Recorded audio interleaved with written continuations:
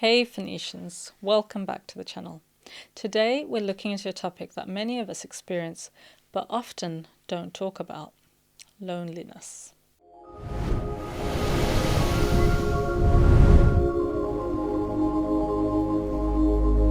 So, what is loneliness?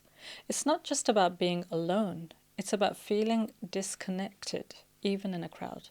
It's a subjective, distressing experience that happens when there's a gap between the social connections we want and those we actually have. It's important to understand that loneliness isn't the same as solitude.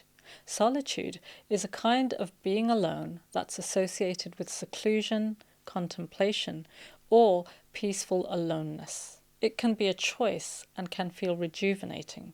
Many of my clients speak about how they value their me time because their social battery feels drained. So clearly, this is different from loneliness, a word that is about being alone and has evolved to imply a painful emotional state, the unwanted feeling of isolation or lack of companionship that is not chosen. And did you know that the UK has been dubbed the lonely capital of Europe? Approximately 23% of adults here in the UK feel lonely often or always, compared to just 12% across the EU.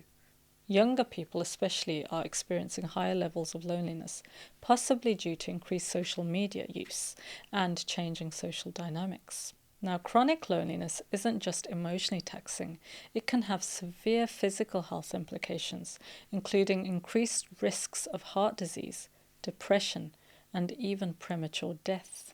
So, what can we do to combat loneliness? Let's explore some ways. Recognize and accept your feelings of loneliness. Suppressing them can lead to more problematic issues down the line, and it also stops you from addressing your loneliness. Identify the root cause. Is it because of a recent move, loss, or perhaps social anxiety? Understanding the why can guide what you do next. Loneliness can distort our thinking, making us believe we're unworthy of connection. Challenge these thoughts and remind yourself of your value.